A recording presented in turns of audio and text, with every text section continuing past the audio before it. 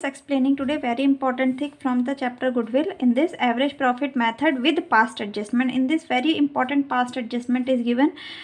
Two partners are there, they are sharing equal profit and goodwill is to be calculated on 2 years purchase of average profit of last 4 years profit are given, and in 1 year there is loss. Adjustment are given. Firm has an abnormal gain of 10,000 during the year ended 31st March 2017. It means for this year the firm has abnormal gain. So what we do? Abnormal gains are deducted. Now second is firms incurred abnormal loss 20,000 of on 2018, and in 2018 this year 1 lakh, and this abnormal loss of 20,000 will be added because ये हमारा routine loss नहीं है, इसीलिए abnormal losses को add किया जाता है. Now this adjustment is very important adjustment and it is repairs to car amounting 50,000 was wrongly debited to vehicles account on 1st June 2018. Car की रिपेयर हुई थी जो 50,000 की थी, लेकिन इन रिपेयर्स को किस में मान लिया? व्हीकल्स में. यानी कि ये रेवेन्यू एक्सपेंडिचर था 50,000 का, जिसको कैपिटल एक्सपेंडिचर कंसीडर कर लिया गया ऑन 1 जून.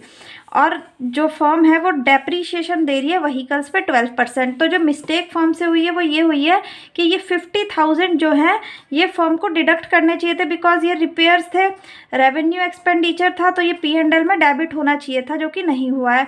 और इस 50,000 को फर्म ने एसेट मान लिया है. अब एसेट मान लिया है तो इस पर डेप्रीशिएशन चार्ज किया होगा, जो कि P&L में हमें नहीं करना चाहिए था. ये दो मिस्टेक्स हुई हैं. एक तो हमने व्हीकल्स पे डेप्रीशिएशन चार्ज किया और P&L में डेबिट किया. और इसमें ध्यान देने की बात ये है कि ये जो गलती हुई है ये 1 जून 2018 को, ये it means it belongs to this year. Okay, and it affects our this year also. Why? Because we have taken it as a capital expenditure and we have charged depreciation. If we have charged depreciation in this year, so we have also charged depreciation in this year. So हमें इन दोनों years में ये वाली mistake को ठीक करना है. कैसे करेंगे? यहाँ पर जो हमने डेप्रीशिएशन चार्ज किया है उस डेप्रीशिएशन को ऐड बैक करेंगे और इस वाले डेप्रीशिएशन को भी हम ऐड बैक करेंगे, और ये जो 50,000 है ये माइनस किए जाएंगे. सोल्यूशन जो है वो इस तरह से है. I hope you all understood the question and the solution is here. In the first year question में प्रॉफिट था 70,000 का, जो हमने एबनॉर्मल गेन किया था 10,000, इट इज़ डिडक्टेड. तो जो एडजस्टेड प्रॉफिट है इट इज़ 60,000. 2018 में एबनॉर्मल लॉस था जो कि ऐड किया गया, तो 1 लाख में हमने 20,000 ऐड किया, 1,20,000 हो गया. अब ये 2019 में जो मिस्टेक हुई थी वो इस तरह से है कि कार रिपेयर को एज व्हीकल ले लिया था. अब ये रिपेयर जो है P&L में माइनस होने चाहिए थे. जो मिस्टेक हमने तब की थी, अब इस मिस्टेक को हम रेक्टिफाई करेंगे, ठीक करेंगे, तो इसीलिए हमने ये यहाँ पर माइनस कर दिए हैं. अब डेप्रीशिएशन को हमने रॉन्गली डेबिट किया था क्योंकि हमने इसको व्हीकल मान लिया था.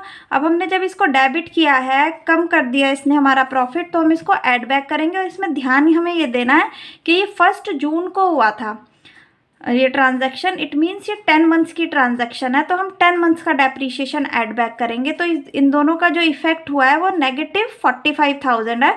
तो 50,000 में ये लॉस था ऑलरेडी, इसमें माइनस 45,000 हम और करेंगे, तो ये टोटल हमारा नेगेटिव 1 लाख हो जाएगा इधर.